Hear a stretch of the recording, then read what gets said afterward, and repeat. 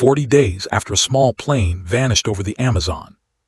A search team pushes through dripping leaves and tangled vines. They're tired, losing hope. Then one of them freezes. He's heard something. Not a monkey. Not a bird. A weak human cry. They move closer. Brush aside a wall of branches.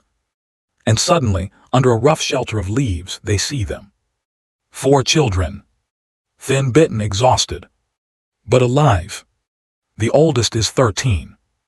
The youngest can't even walk. 40 days. Alone. In one of the deadliest jungles on Earth. This isn't a movie.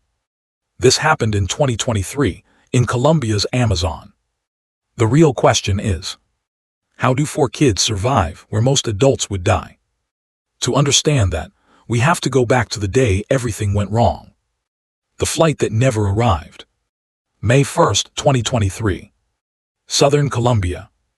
A small plane warms up on a short airstrip in Araraquara, a remote Amazon community connected mainly by rivers and small plains. On board are 7 people. The pilot, an indigenous leader, and Magdalena Mucutai, a young mother with her 4 children. Leslie 13, Solani 9, Tiane 4, and baby Kristen 11 months old. They are from the Huitoto Murui people. For them, the forest isn't a distant green shape. It's home. Rivers, fruit trees, animal paths. And stories about what feeds you and what kills you. Their destination, San Jose del Guaviare to the north. Between here and there lie hundreds of kilometers of almost unbroken Amazon. No highways. Very few villages. If a plane goes down here, it vanishes into the trees. About an hour into the flight, the pilot radios a problem. Engine failure. Then silence. After that, no one ever sees this plane again. Only the jungle does. For the outside world, the Cessna just stops existing. For the people inside, the nightmare is just beginning. Impact. The plane drops into dense jungle. It tears through branches, smashes into the earth, and crumples in a tiny gap in the canopy. Almost invisible from above. Inside, bodies are thrown forward. Metal twists. Glass shatters. When the noise finally stops, 4 children are still breathing. 3 adults are not. Their mother, Magdalena, is somewhere in between. Later, the children tell relatives. She survived about 4 days after the crash. She's trapped under wreckage. Badly injured. Unable to move. And she understands something her children don't yet fully see.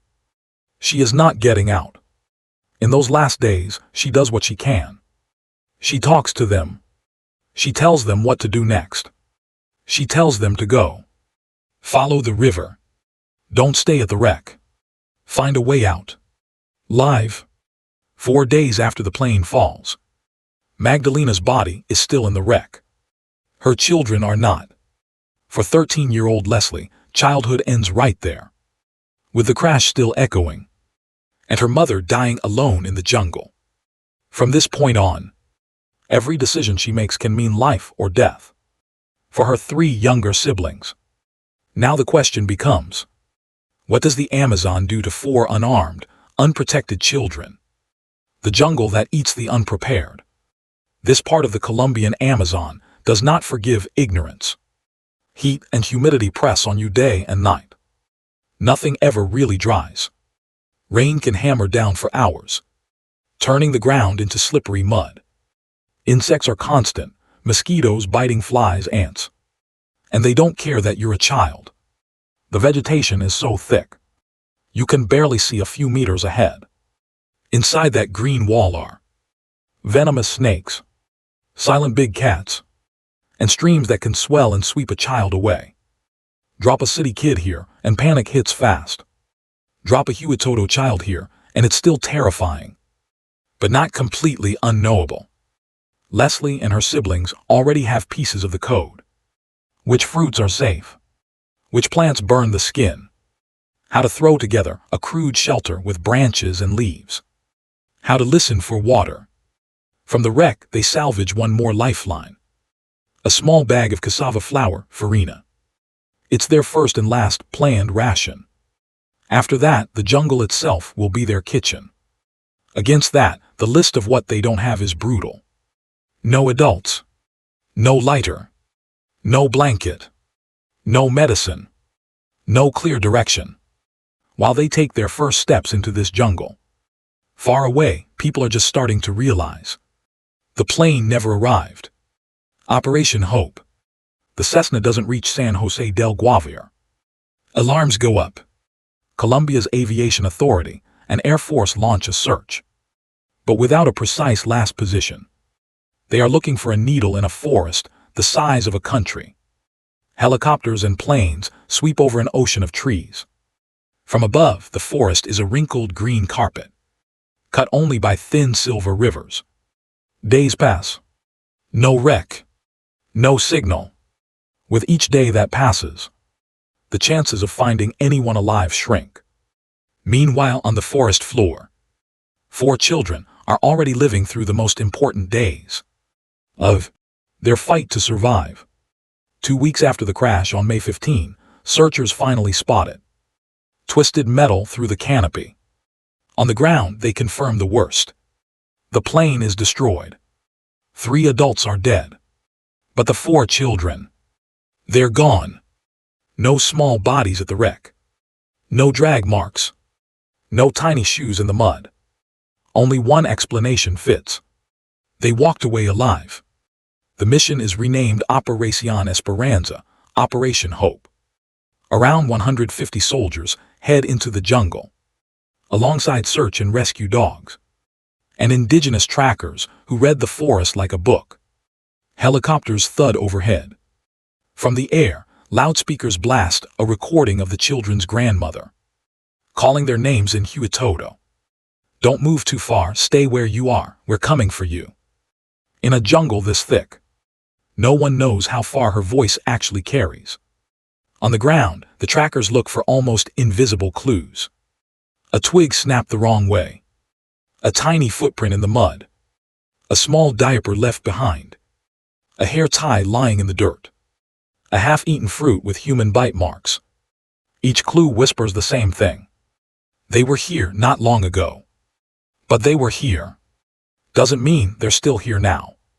The rescuers are getting closer, but in a place where you can be 3 trees away and still invisible. Close doesn't guarantee anything. Above them, helicopters drop small survival kits with food and supplies, hoping the children will find one. Up in the sky, boxes of food fall into the green. Down below, 4 hungry children keep walking. Most of those kits will never be seen by the kids. If this story has kept your attention this far, hit the like button. It helps me bring you more true survival stories like this. So if help from the sky can't reach them, what exactly do they have left on the ground? 13-year-old leader. Leadership has fallen on Leslie. 13 years old. She isn't just surviving for herself. She has 9-year-old Solani, 4-year-old Tiane, and baby Kristen, who can't even stand. Carrying an infant in the jungle is hard for a strong adult. For a teenager in shock, it's brutal. But there is no choice. They don't walk in a straight line out of the forest. They stay close to small streams, where there is water and easier ground, and to narrow animal paths that cut through the undergrowth. That keeps them moving. It also explains how search teams can pass near them, again and again, without ever seeing them. When rain hits or night falls, they throw together quick shelters. Branches for a frame, palm leaves for a roof. Later, rescuers will find simple palm frond roofs and imprints where several small bodies slept. Pressed together, food is their next battle. At first, they use the cassava flour they saved from the plane, mixing it with water into a thin paste. 4 kids sharing spoonfuls of something that barely counts as a meal. When that runs low, the forest becomes their only pantry. Fruits they know from home, seeds and roots their elders told them were safe. Leslie remembers her grandmother's voice. Don't touch that plant. Those leaves burn. That tree has good fruit. Water is constant risk and constant need. The children drink from streams and puddles, choosing moving water when they can. Just enough to keep going. At night, fear closes in. Rain turns the canopy into a roaring drum. Insects whine in their ears. Animals scream in the distance. Somewhere out there, big cats move silently in the dark. They have no flashlight, no fire, just each other. The baby cries. The others huddle around her, trying to keep her warm, trying to keep her quiet. Any one of those nights could have been their last. And still, every morning, they get up and move again. The jungle's slow attack. Day after day, the Amazon wears them down in slow motion. Their clothes stay damp. Skin softens, cracks, and gets infected. Insects bite until their arms and legs are covered in swollen marks. Hunger strips away their strength. Sleep is broken by storms and sudden noises in the dark. Yet children can be more adaptable than we expect, especially children who haven't grown up in comfort. One thing keeps Leslie moving more than anything else: responsibility. If she collapses, 3 other lives go with her. There is no space for a breakdown. Only the next step. Back outside, for the soldiers and trackers. Hope is fading. It's been weeks. 40 days in the jungle is more than many trained adults could handle. On day 40, almost no one expects what they're about to find. Day 40, the cry in the leaves. June 9, 2023. Deep in the Guavir, Caquetá jungle, a small team of indigenous trackers and soldiers cuts through yet another wall of undergrowth. It feels like just one more search line in an endless grid. Then someone hears it. A faint CR. Why? They stop. Listen.